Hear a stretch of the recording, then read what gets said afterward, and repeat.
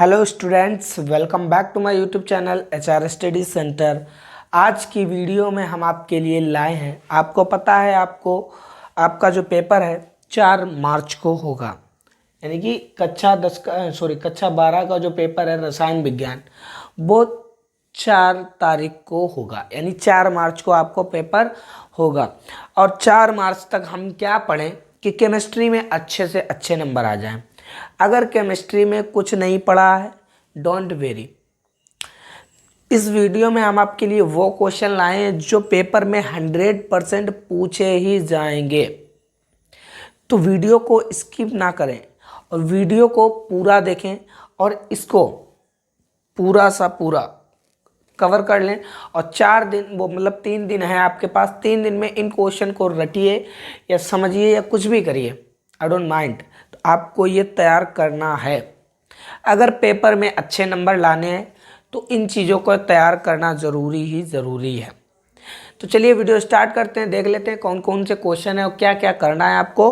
तो इस वीडियो में आपको बहुत ही अच्छी जानकारी मिलेगी और बहुत ही अच्छा जो है पेपर आपका जाएगा, अगर कर लिया है तो। ठीक है, चलिए देखते हैं। सबसे पहले क्या है कि जो केमिस्ट्री है उसको मैंने आपको डिवाइड कर दिया है। डिवाइड का मतलब है अलग अलग भागों में बांटा है, और अलग अलग भागों में बांटा है। आप केमिस्ट्री को 3 दिन में अलग अलग भागों से पढ़िए। जैसे कि सबसे पहले क्या करिए कि आपके केमिस्ट्री में जितने भी महत्वपूर्ण नियम हैं, जैसे राउल्ट का नियम है, हेनरी का नियम है, कोलराउस का नियम है, जितने भी नियम है इम्पोर्टेंट, उन सबको तैयार कर लीजिए। नियम से 1 या 2 नियम तो फंसने ही फंसने हैं। तो इसलिए सबसे पहले आपको सारे नियम, जितने भी आपके केमिस्ट्री में नियम दिए गए उनको तैयार कर लीजिए। देखिए मैं यहाँ पर कितने नियम लाया हूँ आपके लिए, 5 नियम लाया हूँ इम्पोर्टेंट। देखिए सबसे पहले महत्वपूर्ण नियम, सभी महत्वपूर्ण नियम, जितने भी केमिस्ट्री में नियम हैं उनको आपको सबको देखना है। जैसे कि मैं आपके लिए 5 लाया हूँ इम्पोर्टेंट, जो आपके बोर्ड के लिए इम्पोर्टेंट है। जैसे पहला नियम है राउल्ट का बासदाब नियम, वेरी इंपॉर्टेंट है, ये आता है 5 नंबर में। राउल्ट के बासदाब का नियम लिखिए और इसके अनुप्रयोग बताइए। वेरी इंपॉर्टेंट है ये नियम, ठीक है। इसको तैयार कर लीजिए, चाहे मॉडल से देखिए चाहे किताब से देखिए, आपको तैयार करना है, ठीक है। वेरी इंपॉर्टेंट है राउल्ट का बासदाब नियम। फिर दूसरा है हेनरी का नियम, वेरी इंपॉर्टेंट।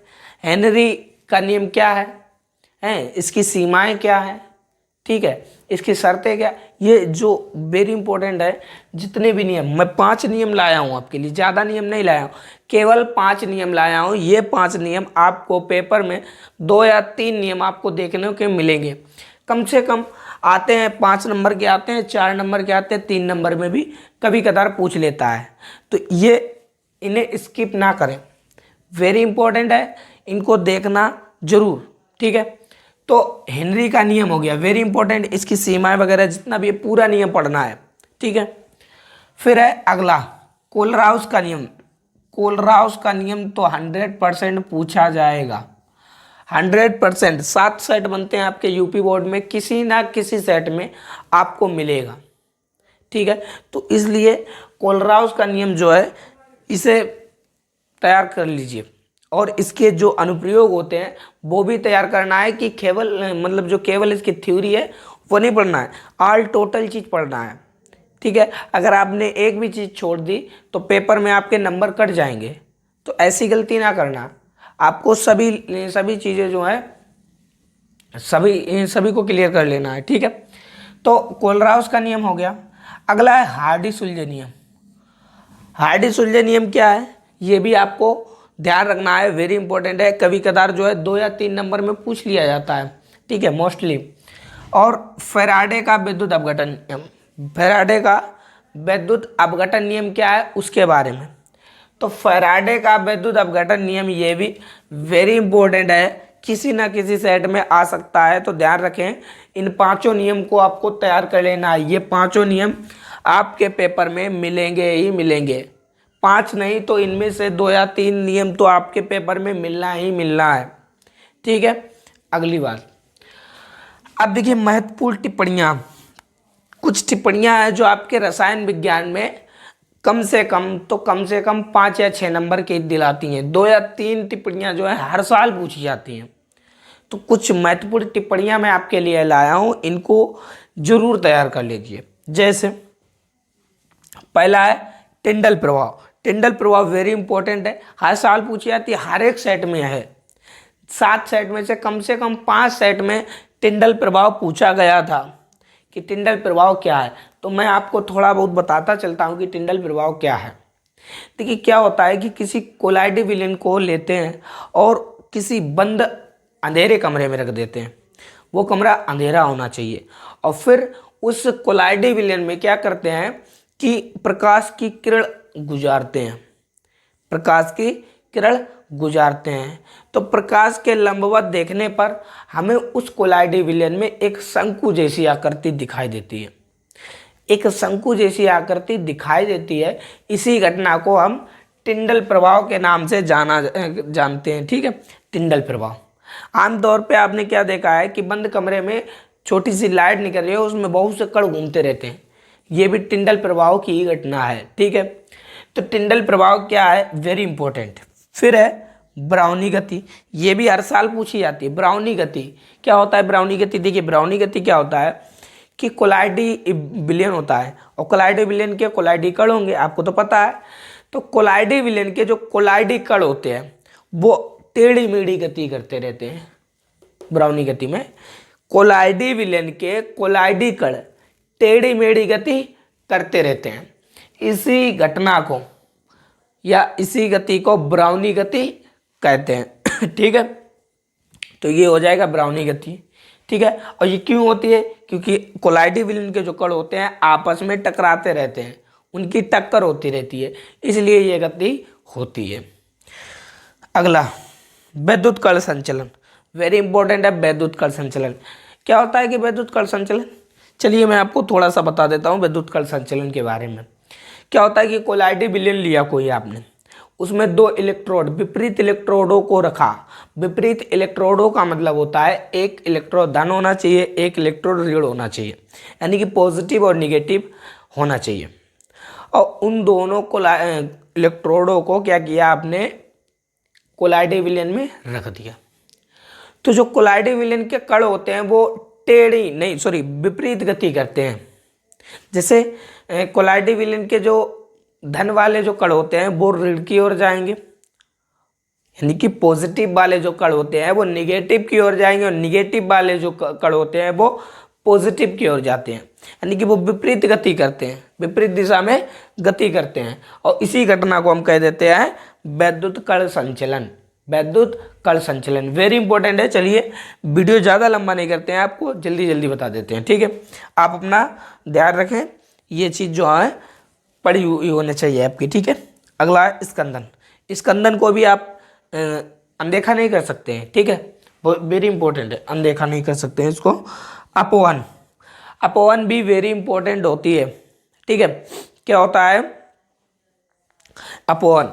तो अपवन वेरी इंपॉर्टेंट है, आपको याद होना चाहिए। ठीक है, और स्वर्ण संख्या, स्वर्ण संख्या भी वेरी इंपॉर्टेंट है, इसे जरूर देख के जाएं। स्वर्ण संख्या तो 100% मिलेगी, स्वर्ण संख्या 100% मिलेगी, वेरी इंपॉर्टेंट है। ठीक है, और इसी में एक आ जाता है एंजाइम उत्प्रेरक। एंजाइम उत्प्रेरक क्या होता है ये भी आ जाता है। तो इतने दो आपको नियम आना चाहिए। ठीक है, और इतनी आपको टिप्पणियाँ आना चाहिए। इसमें से कुल मिलाकर 3 या 4 टिप्पणियाँ तो मैंने आप खुद बता दी हैं आपको। ठीक है, लिख लेना, इसी बात को अपनी भाषा में लिखने की कोशिश किया करें। जितने भी स्टूडेंट्स हैं हमारे चैनल से जुड़े हैं वो क्या करें कि जो भी आप पढ़ते हैं उनको अपनी परिभाषा, अपने हिसाब से परिभाषा बनाएं, क्योंकि अपनी परिभाषा हमेशा याद रहेगी, किताबी ज्ञान नहीं रखना है आपको। ठीक है, चलिए इतनी टिप्पणियाँ और इतने नियम आना ही चाहिए। ठीक है, अब देखिए प्रयोगशाला विधि, केमिस्ट्री में महत्वपूर्ण योगदान होता है प्रयोगशाला विधि। पेपर अगर आपका 70 नंबर का बनता है तो कम से कम 25 या 30, पेपर अगर आपका 70 नंबर का बनता है तो 25 या 30 नंबर की तो प्रयोगशाला विधि आती है। प्रयोगशाला विधि। और प्रयोगशाला विधि अगर ना करें तो आपके अथवा में क्वेश्चन लिखे होते हैं कैसे प्राप्त करोगे, क्या होता है जब 5 रिएक्शन दी जाएंगी, ये होता है। इसे करना चाहो तो इसे कर सकते हो, और क्या होता है जब वाली रिएक्शन करना चाहो या कैसे प्राप्त करोगे ये वाली रिएक्शन करना चाहो तो ये रिएक्शन कर सकते हो। लेकिन कम से कम 25 नंबर आपके पक्के हो सकते हैं। 25 नहीं तो 20 नंबर तो आपके कहीं नहीं गए हैं। कम से कम 4 तो पूछता ही है, और पूछने 4 पूछता है तो कम से कम 5 नंबर की तो कम से पूछते ही नहीं है। 5 नंबर की प्रत्येक प्रयोगशाला विधि आना चाहिए आपको। और प्रयोगशाला विधि में क्या होता है कि बनाने की विधियां होती हैं, बनाने की विधि पूछता है। और कोई चीज़ प्रयोगशाला में बनाई जाती है तो ये बात ध्यान रखना कि उसकी बनाने के बाद जो उसके भौतिक गुण होते हैं और रासायनिक गुण, भौतिक गुण और रासायनिक गुण और उपयोग, ठीक है। कोई भी चीज़ बनाई जाती है प्रयोगशाला में तो सबसे पहले उसके निर्माण पढ़ते हैं कि कैसे बनाएगी, फिर उसके भौतिक गुण पढ़ते हैं, और फिर उसके रासायनिक गुण पढ़ते हैं जो रिएक्शनें होती हैं, ठीक। और लास्ट में बचता है उपयोग। ये चीज़ें आपको पता होना चाहिए, ठीक है। देखिए आपको 3 दिन हैं आपके पास, आपको 3 दिन मिले हैं। फिजिक्स का पेपर आज ख़त्म हो गया, ठीक है। तो केमिस्ट्री में आपको 3 दिन मिले हैं, तो 3 दिन में इन चीज़ों को आपको याद कर लेना है, रट्टा मार लेना है, जो कुछ भी करना है आपको करना है, लेकिन करना जरूर है। खाली हाथ बैठोगे नहीं, ठीक है। 15 मिनट रील्स देख लें ऐसा कुछ नहीं, आपको पढ़ना है। पढ़ने से ही सब चीज़ आपको मिलेगी, बिना पढ़े आपको कुछ नहीं मिलेगा, ठीक है। देखिए पहली है हैबर विधि द्वारा अमोनिया के औद्योगिक निर्माण का नामांकित चित्र एवं प्रमुख गुण तथा उपयोग लिखिए। प्रमुख गुण तथा उपयोग लिखिए। अमोनिया NH3, इसका तो पहले हैबर विधि द्वारा कैसे निर्माण किया जाता है ये आपको पता होना चाहिए। और चित्र सहित भी पूछ लेता है, बाई चांस चित्र भी पूछ लेता है, ठीक है। तो चित्र भी ध्यान रखना है इसका।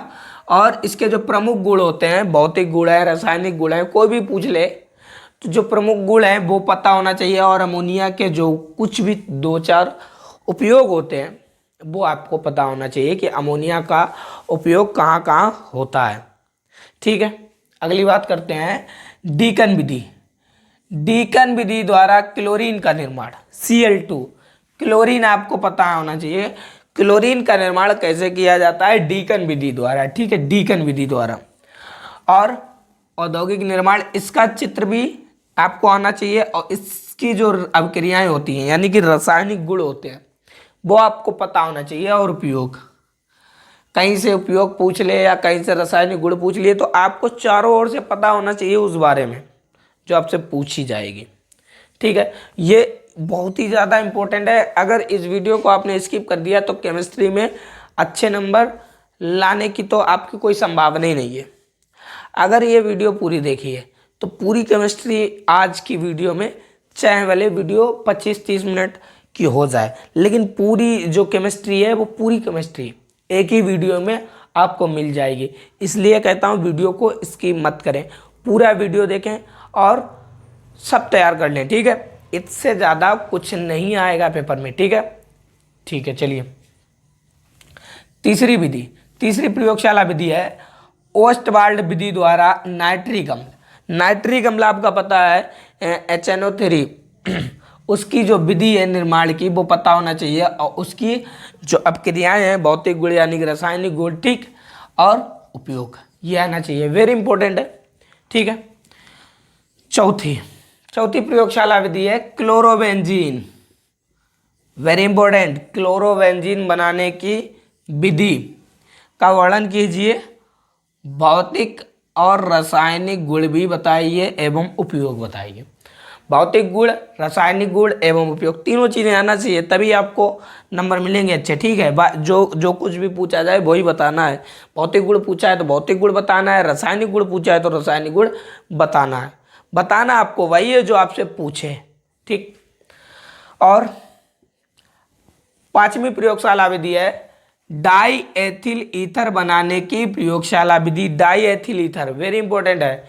इसकी जो रासायनिक अभिक्रियाएं हैं वो बताइए और इसके उपयोग तो कुल मिलाकर सभी के आपको आना चाहिए, ठीक है। और ओजोन बनाने की विधि, ओजोन बनाने की विधि, और जो ओजोन बनाने की विधि है उसमें जो प्रयुक्त उपकरण होते हैं उसका नामांकित चित्र बताना है और 2 ऑक्सीकारक गुण भी लिखना है। वेरी इंपॉर्टेंट क्वेश्चन है, बहुत बार आया है, ठीक है। संभावना है कि 2023 में भी आ सकता है।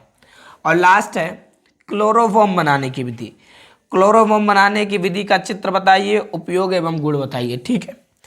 इससे और भी हैं 1-2 जो इंपॉर्टेंट है, जैसे फार्मेल्डिहाइड, फार्मेल्डिहाइड, फार्मेल्डिहाइड जो है, और एसिटोल्डिहाइड। फार्मेल्डिहाइड, एसिटोल्डिहाइड बनाने की विधि ये भी पूछ सकता है। फार्मेल्डिहाइड जो है एक सेट में फरकाबाद के सेट में आ चुकी है, ठीक है। तो एसिटोल्डिहाइड और फार्मेल्डिहाइड फिलहाल आपको इतने में से तो मिल ही जाएगा, इतना तो आपको तैयार होना ही चाहिए, वेरी इंपॉर्टेंट है, ठीक है। अगली बात है कि इसमें जो लॉन्ग क्वेश्चन है केमिस्ट्री में, देखिए प्रयोगशाला विधि आएगी, ठीक है। नियम भी आएगा, कोई ना कोई नियम आएगा, 1 आया 2 आए कोई पता नहीं, ठीक है, लेकिन आएगा जरूर। 1 या 2 नियम आ सकते हैं, लेकिन आपको पता 5 होना चाहिए। इनमें से 2 या 3 या 4, ठीक, 2 या 3 या 4 कोई भी मतलब प्रयोगशाला विधि पूछ सकता है और इनमें से टिप्पणियां मिलेंगी, आपको मिलेंगी जरूर, ठीक है। अब हम आपको बताएंगे कि लॉन्ग क्वेश्चन कौन कौन से आते हैं। इनके अलावा प्रयोगशाला विधि को अलग हटा दीजिए, नियम को अलग हटा दीजिए और टिप्पणी को अलग हटा दीजिए। अब क्या क्वेश्चन बनते हैं उन क्वेश्चनों को आपको तैयार करना है। जैसे वैद्युत रासायनिक श्रेणी किसे कहते हैं, वेरी इंपॉर्टेंट है, लॉन्ग क्वेश्चन बनता है 5 नंबर का। वैद्युत रासायनिक श्रेणी किसे कहते हैं, इसके प्रमुख लक्षण और 2 उपयोग। वैद्युत रासायनिक श्रेणी क्या है, इसके 2 प्रमुख लक्षण एवं 2 उपयोग। वेरी इंपॉर्टेंट क्वेश्चन है। इस क्वेश्चन की संभावना है 2023 में आने के बहुत ही ज़्यादा चांसेस है, इसलिए आपको ये चीज़ आनी चाहिए। कुछ नहीं, ज़्यादा है कुछ नहीं, बहुत ही सरल होती है, ठीक है। विद्युत रासायनिक श्रेणी क्या होता है कि तत्वों के उनके मानक इलेक्ट्रोड विभव के बढ़ते क्रम में रखने पर एक श्रेणी प्राप्त होती है, जिसे विद्युत रासायनिक श्रेणी कहते हैं। और इसके लक्षण पढ़ लेने हैं और इसकी उपयोग पढ़ लेने हैं कि इसके उपयोग कहाँ कहाँ होते हैं, ठीक है। तो ये 5 नंबर से कम का नहीं पूछा जाएगा, अगर पूछा जाएगा तो, लेकिन इसके चांस बहुत हैं, ठीक है। दूसरा क्वेश्चन है अभिक्रिया की कोटि से आप क्या समझते हैं। तो very important, order of reaction, अभिक्रिया की कोटि वेरी इंपॉर्टेंट है आपके लिए। अभिक्रिया की कोटि तथा आणविकता में अंतर पूछ लेता है। अभी अंतर भी बताऊंगा, जो भी आपको जो भी आपसे अंतर पूछेगा, अगर केमिस्ट्री में क्लास 12 अगर जो भी अंतर है, कोई भी अंतर पूछा गया तो उनमें से आपको मैं अभी बताऊंगा 5 या 6। तो इसलिए वीडियो को पूरा देखें। पूरी केमिस्ट्री साल भर में आपने क्या पढ़ा, कुछ नहीं मतलब, मुझे कुछ नहीं मतलब, इतना पढ़ लीजिए, आपकी केमिस्ट्री में नंबर जो है केमिस्ट्री में अच्छे आ जाएंगे। अगर इतना पढ़ लिया तो बहुत ही ज़्यादा, ठीक है। पूरी साल आपने क्या किया, आप कहाँ पढ़ा, मुझे कोई मतलब नहीं है, ठीक है। जो मैं बता रहा हूँ उन चीज़ों को आप पढ़ लीजिए, बस सब चीज़ अच्छी जाएगी आपकी, ठीक है। तीसरा क्वेश्चन है उत्प्रेरण के अधिशोषण, अभी ये पहले दूसरा क्वेश्चन बता देता हूँ कि अभिक्रिया की कोटि से आप क्या समझते हैं, ये बताना है। फिर इसी में आ जाती है प्रथम कोटि की अभिक्रिया। देखिए 2 अभिक्रियाएं आती हैं इसमें, वेरी इंपॉर्टेंट जो है, प्रथम कोटि की अभिक्रिया तथा शून्य कोटि की अभिक्रिया, ठीक है। यहाँ पर शून्य कोटि की अभिक्रिया भी लिख लेते हैं, वेरी इंपॉर्टेंट है। प्रथम कोटि की अभिक्रिया और शून्य कोटि की अभिक्रिया क्या होती हैं और इनका जो वेग समाकलित समीकरण है दोनों का, प्रथम कोटि की अभिक्रिया का वेग समाकलित समीकरण और शून्य कोटि की अभिक्रिया का वेग समाकलित समीकरण, इनमें से एक क्वेश्चन मिलेगा जरूर, ठीक है। तो ये बहुत ही ज़्यादा इंपॉर्टेंट है कि प्रथम कोटि की क्रिया क्या होती है और इसका जो वेग समाकली समीकरण होता है ये बताइए। तो डेरिवेशन, जैसे फिजिक्स में आप डेरिवेशन निकालते हैं वैसे ही है, बहुत ही इंपॉर्टेंट है, ठीक है। तीसरा क्वेश्चन है, उत्प्रेरण के अधिशोषण सिद्धांत की व्याख्या कीजिए। उत्प्रेरण के अधिशोषण सिद्धांत की व्याख्या कीजिए, वेरी इंपॉर्टेंट है, ठीक है। और क्वेश्चन नंबर 4, संक्रमण तत्व क्या है, इसके अभिलाक्षणिक गुण लिखिए, या इसके 3 अभिलाक्षणिक गुण लिखिए या 4 लिखिए। तो अभिलाक्षणिक गुण लिखने हैं, ठीक है। संक्रमण तत्व क्या है, तो वेरी इंपॉर्टेंट है, डी ब्लॉक का, डी ब्लॉक से है कि संक्रमण तत्व क्या होते हैं और इसके 3 अभिलाक्षणिक गुण लिखिए। तो इसके गुण तो 3 अभिलाक्षणिक गुण हो जाते हैं कि चुंबकीय गुण है, अनुचुंबकीय गुण है, रंगीन आयन बनाता है, ठीक है। तो उनके बारे में डिटेल से आपको पता होना चाहिए, लॉन्ग क्वेश्चन बनता है ये। और क्वेश्चन नंबर 5, क्वेश्चन नंबर 5 है, उपसंयोजन यौगिक का वर्नर सिद्धांत की व्याख्या कीजिए। उपसंयोजक यौगिक का वर्नर सिद्धांत, वेरी इंपॉर्टेंट है वर्नर सिद्धांत, ठीक है। वर्नर सिद्धांत भी बहुत ही इंपॉर्टेंट है, जो भी मैं आपको बता रहा हूँ केमिस्ट्री में, कुछ नहीं पढ़ा ना, कोई बात नहीं, इसको तैयार कीजिए, 3 दिन में आप तैयार कर ही लीजिए, कर ही लोगे, ठीक है। इतना आपको तैयार कर लेना है। अब बताते हैं आगे की, आगे बात करते हैं। जैसा कि मैं आपको पहले ही बता चुके हैं कि इंपॉर्टेंट क्वेश्चन बता रहे थे, ठीक है। तो इंपॉर्टेंट क्वेश्चन में ये लॉन्ग क्वेश्चन है, शॉर्ट क्वेश्चन आपके लिए बन सकते हैं कि अपक्रिया की कोटि क्या है, ठीक है, विलयन क्या है, मोलरता क्या है, मोललता क्या है, इनकी परिभाषाएं शॉर्ट ये बन सकते हैं, ठीक है। मैं आपको लॉन्ग क्वेश्चन बता रहा हूँ, आपको शॉर्ट क्वेश्चन मॉडल पेपर से या क्वेश्चन बैंक से आपको कहीं से भी पढ़ लेने हैं, ठीक है। मैं आपके लिए जो लाया हूँ वो लॉन्ग क्वेश्चन है, ठीक है। जैसे कि आपको शॉर्ट में क्या क्या पढ़ना है, तात्क्षणिक वेग क्या है, औसत वेग क्या है, अपक्रिया का वेग या अपक्रिया की दर किसे कहते हैं, ठीक है, ये पढ़ लेने हैं। मोलरता, मोललता, और ये इनकी छोटी छोटी जो परिभाषाएं हैं उदाहरण से इन चीज़ों को पढ़ लेना है, ठीक है। लॉन्ग क्वेश्चन बता रहे थे, तो लॉन्ग क्वेश्चन में आपको 5 क्वेश्चन बता चुके थे। अगला क्वेश्चन, लेंथेनाइड, लेंथेनाइड अंकुचन क्या है, लेंथेनाइड अंकुचन के परिणाम क्या है, उदाहरण सहित बताना है। तो लेंथेनाइड अंकुचन क्या है और इसके जो परिणाम है वो आपको बताने हैं, ठीक है। अगला क्वेश्चन है कि कार्बोहाइड्रेट क्या होते हैं, इसका वर्गीकरण कीजिए। तो कार्बोहाइड्रेट के बारे में आपको आना चाहिए, ठीक है। कार्बोहाइड्रेट है और प्रोटीन, प्रोटीन के बारे में भी आपको आना चाहिए पेपर में। कार्बोहाइड्रेट और प्रोटीन से भी क्वेश्चन बनते हैं बहुत ज़्यादा, ठीक है।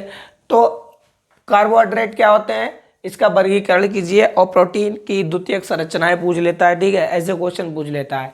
तो प्रोटीन के बारे में आना चाहिए, ये हो गए लॉन्ग क्वेश्चन। शॉर्ट क्वेश्चन आपको भी आना चाहिए कि कल की वीडियो में हम आपको जरूर बताएंगे, ठीक है। तो इसलिए इस चैनल को सब्सक्राइब कर लीजिए, क्योंकि इस चैनल पर आप अगर हमेशा एक्टिव रहोगे तो ना, तो आने वाली जो नोटिफिकेशन है आपको मिलती रहेंगी, ठीक है। तो देखिए इतनी चीज़ हो गई, लॉन्ग क्वेश्चन हो गए। अब बात करेंगे महत्वपूर्ण अपक्रियाएं, ये तो 100% आती हैं, 100% अपक्रियाएं मिलेंगी ये, इनको आप अनदेखा या अनजाया नहीं कर सकते हो। तो मैं कुछ आपके लिए इम्पोर्टेंट जो है अपक्रियाएं लाया हूँ, ठीक है। ये नेम वाली रिएक्शन है, नेम वाली रिएक्शन हमेशा पूछता है। जैसे पहले ये वुड्स फिटिंग अपक्रिया क्या है, वुड्स फिटिंग अपक्रिया किसे कहते हैं, इसके बारे में आना चाहिए, ठीक। इसकी एक ऐसी होती है वुड्स अपक्रिया, केवल वुड्स नाम के, ये वैज्ञानिकों के नाम है, वुड्स फिटिंग, वुड्स, कॉल्बे, सिमेट, ये सब वैज्ञानिक के नाम है। तो वैज्ञानिक के नाम पर आने वाली जितनी भी अपक्रियाएं हैं वो आपको पता होना चाहिए, वेरी इंपॉर्टेंट है, ठीक है। तो क्या है, वुड्स फिटिंग, ठीक है। कॉल्बे अपक्रिया किसे कहते हैं, कॉल्बे अपक्रिया वेरी इंपॉर्टेंट है, ठीक है। और सिमट अपक्रिया है, सिमट अपक्रिया, केनिज़ारो अपक्रिया, रीमन टीमन अपक्रिया, हाफमैन ब्रोमेमाइड अपक्रिया, हुंसडीकर अपक्रिया और डार्जिन अपक्रिया, सेंडमेयर अपक्रिया, ठीक है, एल्डोल संघनन और फ्रीडल क्राफ्ट अपक्रिया। तो ये कुछ अपक्रियाएं हैं इंपॉर्टेंट, इसमें से 5 अपक्रियाएं तो आपको मिलना ही मिलना तय है, 12 लिखिए। हैं तो आपके सिलेबस में 30-35, लेकिन जो इम्पोर्टेंट है, जो हर साल पूछी जाती है, उनको मैं आपके लिए लाया हूँ। तो इनको आपको याद कर लेना है। एक एक उदाहरण आपको पता होना चाहिए, रिएक्शन दिखाना है, ठीक है। उदाहरण जरूर लिखना है क्योंकि उदाहरण सहित पूछता है, और ये कम से कम जो है 5 अपक्रियाएं आपसे पेपर में पूछेगा, ठीक है। 5 नहीं तो 2-3 तो 100% मिलेंगी, ठीक है। अब लास्ट चीज, अंतर, महत्वपूर्ण अंतर, जितने भी केमिस्ट्री में आपके अंतर हैं वो आना चाहिए। कुल मिलाकर 5 या 6 अंतर मैं आपके लिए इंपॉर्टेंट लाया हूँ, इनको तैयार कीजिए। जैसे फ्रैंकल तथा शॉर्टकी दोष में अंतर। देखिए अंतर पूछे तो अंतर बाई चांस की परिभाषा शॉर्ट में पूछ लेता है कि फ्रैंकल दोष क्या है, शॉर्टकी दोष क्या है, उदाहरण सहित समझाइए। तो आपको अंतर से क्या हो जाएगा कि इनकी परिभाषाएं भी आपको कंप्लीट हो जाएंगी। तो इसलिए आपको पढ़ लेना है। अगर परिभाषा पूछता है तो परिभाषा लिख देना है, ठीक है। और अंतर पूछता है तो अंतर एक इधर, अंतर कैसे लिखना है, एक इधर एक इधर, इधर शॉर्टकी या फ्रैंकल, इधर शॉर्टकी लिख देना है। कम से कम 4 अंतर। तो कोई भी अंतर पूछेगा तो 4 नंबर से कम का नहीं पूछेगा, या 5 नंबर या 3 नंबर, ठीक है। आता जरूर है एक ना एक अंतर, ध्यान रखना इस बात को। तो फ्रैंकल तथा शॉर्टकी दोष में अंतर वेरी इंपॉर्टेंट है। ये शॉर्ट में भी क्वेश्चन बनता है कि फ्रैंकल तथा शॉर्टकी दोष की परिभाषाएं उदाहरण सहित लिखिए, वेरी इंपॉर्टेंट टॉपिक है, ठीक है। तो इसको तो पढ़ना ही पढ़ना है। परासरण तथा विसरण, ये 2022 में पूछा गया है, इसलिए बता रहा हूं। तो परासरण क्या होता है, विसरण क्या होता है, इन दोनों में अंतर आपको पता होना चाहिए, और इनकी अलग से भी आपको परिभाषा वगैरह आना चाहिए कि परासरण क्या होता है, विसरण क्या होता है, ठीक है। आपसे क्वेश्चन बनेगा कि परासरण क्रिया क्या है, इसको समझाइए, ठीक है। आपको डिटेल में बताना है कि परासरण क्रिया क्या है और विसरण क्या है।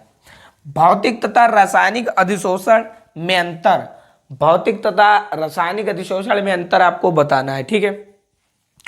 अपक्रिया की कोटि और अपक्रिया की आणविकता, अपक्रिया की कोटि तथा आणविकता में अंतर। तो ये 2 अंतर आपको वेरी इंपॉर्टेंट है। ये भी 2022 में पूछा गया था कि अपक्रिया की कोटि और आणविकता में अंतर क्या है, ठीक है। और लास्ट में ग्लूकोज तथा फ्रक्टोज में अंतर, धात्विक चालक तथा विद्युत अपघटनी चालक। ये कुल मिलाकर 6 अंतर मैं आपको बता चुका हूं, ठीक है। इन अंतरों को आपको तैयार कर लेना है। तो मैंने आपको क्या बताया कि आपको केमिस्ट्री में हर चीज को डिवाइड करना है, भागों में बांटना है, जितनी भी आपकी केमिस्ट्री है। तो देखिए मैंने आपको सबसे पहले भागों में बांटे नियम, जितने भी नियम आपके केमिस्ट्री में वो सब नियम देख लेने हैं, और जितनी भी आपकी केमिस्ट्री में टिप्पणियां हैं उनको सबको देख लेना है अलग से, ठीक है। और जितनी भी प्रयोगशाला विधि है, प्रयोगशाला विधि, उनको देख लेना है, सबको अलग अलग से देखना है प्रयोगशाला विधि, ठीक है। और लॉन्ग क्वेश्चन, ठीक है। और आपको क्या करना है, शॉर्ट भी तैयार रखना है। शॉर्ट क्वेश्चन जो होते हैं, शॉर्ट क्वेश्चन भी आपको तैयार रखना है कि परिभाषाएं वगैरह पूछ लेता है, मोलरता वगैरह की, और इनको जैसे कि शॉर्ट की डोज क्या है, क्रिस्टलीय ठोस क्या है, ठीक है, आणविक ठोस, धात्विक ठोस, ये पूछ लेता है, उदाहरण से ही समझाइए। तो शॉर्ट क्वेश्चन ही बनते हैं, ठीक है। और क्या बताया मैंने, अंतर बताया आपको, जितने भी अंतर हैं वो अभिक्रियाएं, कितने जितनी भी हैं अभिक्रियाएं बताई। तो इतनी चीज मैं आपको बता चुका हूं। अगर इतना आपको पता है तो केमिस्ट्री में अच्छा स्कोर करेंगे आप। इतना अगर पता है तो केमिस्ट्री में अच्छा स्कोर करेंगे। तो इतना तो आपको पता होना चाहिए। 3 दिन है आपके पास, जल्दी से जल्दी इस रात को पूरा पढ़ लीजिए, ठीक है। अब क्या करते हैं, इस वीडियो को यहीं तक रोकते हैं, और कल की वीडियो में हम आपको लिए अच्छा सा कंटेंट लाएंगे जो आपके पेपर में फंसने के ज़्यादा से ज़्यादा चांस हो। लाऊंगा तभी जब वीडियो को आप लाइक करेंगे, शेयर करेंगे, चैनल को सब्सक्राइब करेंगे, ठीक है। तब तक के लिए हम आपके लिए कंटेंट बनाएंगे और आपको अच्छा से अच्छा प्रोवाइड कराएंगे, ताकि आपको पेपर में अच्छा से अच्छा फंस सके। तो आपका काम क्या है कि अपने जितने भी फ्रेंड सर्किल में फ्रेंड हैं उनको सबको शेयर कर देना है, ठीक है। चैनल को सब्सक्राइब कर लेना है और वीडियो को लाइक करना है, ठीक है। मिलते हैं किसी नेक्स्ट वीडियो के साथ, तब तक के लिए बाय बाय।